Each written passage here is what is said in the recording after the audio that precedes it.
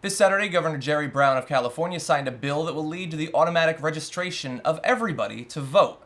And that's the good news. But the bad news is that the Republicans overwhelmingly opposed it, as they always do, although they have great reasons for why they oppose it. Now, here are the actual details of what the bill is going to do. Starting in 2016, every adult citizen in the state who gets a driver's license, renews a license, gets a state identification card, or fills out a change of address form with the Department of Motor Vehicles will be registered to vote, unless he or she declines to be registered. So there is that escape valve if for some reason you don't like the idea of being able to vote. If you think maybe you'll go crazy on election day and you don't want to possibly vote the wrong way or something like that. But although this does still require you to interact with the DMV, this is something that most people are going to have to do year to year, and this will result in everybody registering. And as of right now in California, there's something like 38 million potential voters. 20% of them aren't actually registered in any given election. And so we're talking about literally millions of extra people who might have the ability to vote. Now, this is a democracy, right? The best democracy in the world, the best democracy in history. It seems like it would be a good thing if millions more people got to exercise that rights, but no, not everybody. Not everybody likes that or wants that to happen. Now, Democrats in California's legislature overwhelmingly supported the bill, but Republicans overwhelmingly opposed it, with several citing concerns about potential voter fraud. Now, I hope that you've been watching the show long enough to be able to mouth along with potential voter fraud, because that's the excuse that they always give.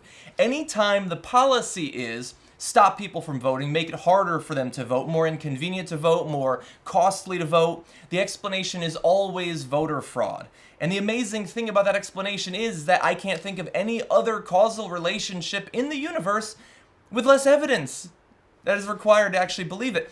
I mean, like when they say, you should be able to carry a gun anywhere you go to ward people up, like they can sort of at least cite something that would lead a person to believe that, even if the numbers don't actually bear it out. But when it comes to voter fraud, there have been these investigations in states throughout the countries to look into this. Is there actually voter fraud? Do people actually go and vote twice, as we hear happening 100 years ago? Do people actually register their dead auntie and then vote for it? Does it happen? No, it happens something like 1 out of a million votes, something like that.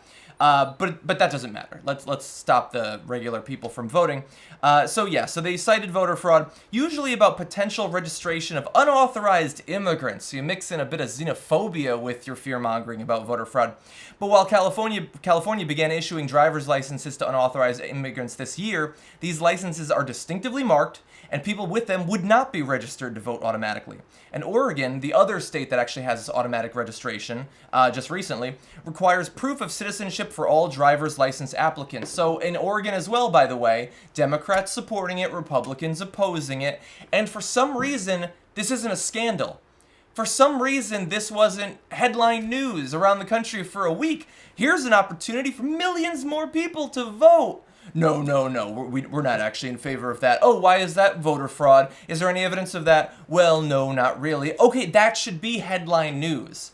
They talk so much about how amazing our Constitution we had and the Founding Fathers were the greatest political thinkers in the history of the universe, creating this democracy where the regular person gets to choose their leaders, and we're going to have more of it, and that's a bad thing for some reason.